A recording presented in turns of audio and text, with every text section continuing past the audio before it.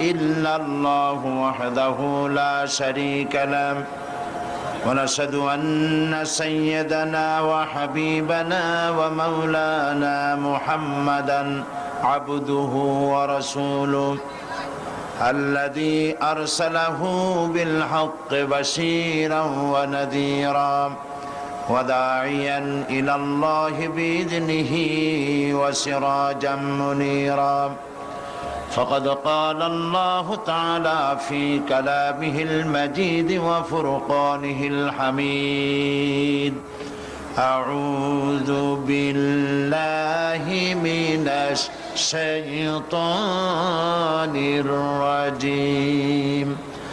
بسم الله الرحمن